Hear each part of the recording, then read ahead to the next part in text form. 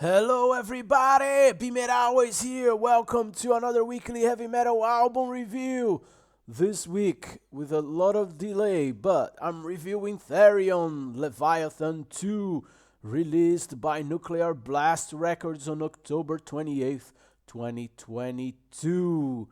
Now, quick background on the band. THERION is a Swedish symphonic metal band founded by Christopher Johansson in 1987. Its name was inspired by the Celtic Frost album To Megatherion. To Megatherion is Greek for the Great Beast.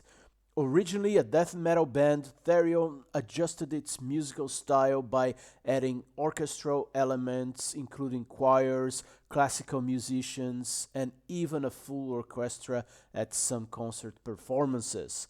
As a result, they are considered pioneers of the symphonic metal genre.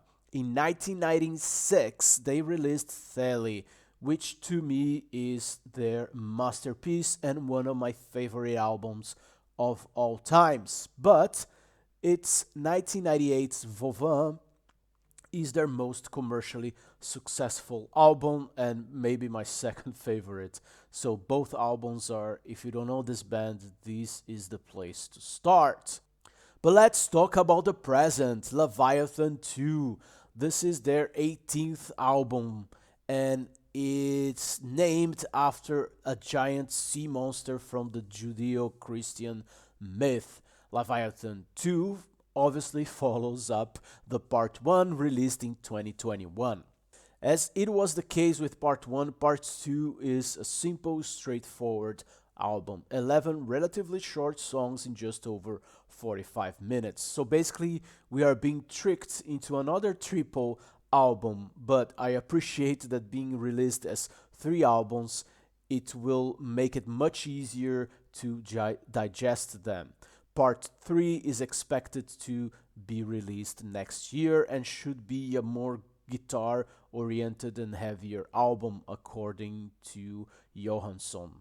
Remember that Part 1 was a Back to the Roots album, and I thought it was a very good one. Part 2 follows a similar concept, but focus more on the Vauvin era with less focus on guitar and riffs and more on the female singers, the choirs, and orchestration. Aeon of Matt, for example, gives me a vibe of Wine of Aluga. But it's not a song that fully represents the album. Why? Because it's more hard rock oriented than most of the album is. On the other hand, it already shows the dominance of female choirs and singers on this album.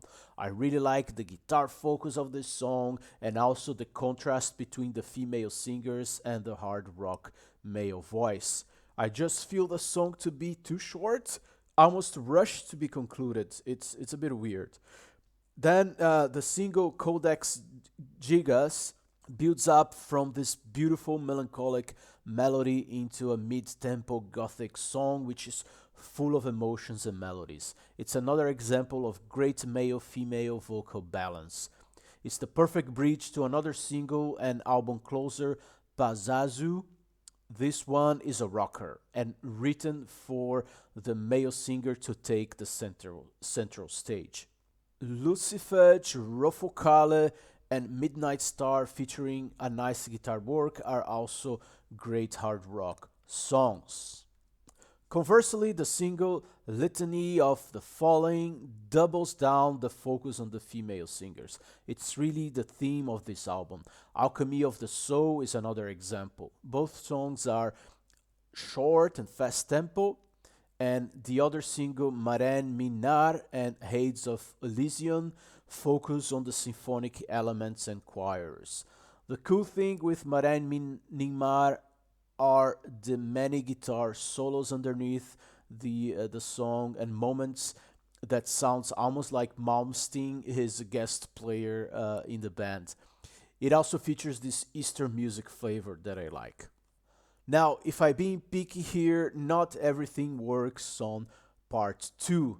Lunar Colored Fields, for example, is a very mellow ballad that goes on for a bit too long. Then Cavern Cold as Ice feels a bit too poppy for my taste. Other than that, the only complaint is that the album is pretty safe and doesn't add much to their discography growth. But it does add some cool tunes to their set list and helps the band to remain relevant after all those years. So, if you are a Therion fan of any of their phases, then you will enjoy this one. I'm actually surprised of so many low rates I have seen for this release. To me, it is an 81 out of 100. It's a good album that delivers what Therion intended to do with quality and energy. So thanks for being here, for listening, and BeMetalways.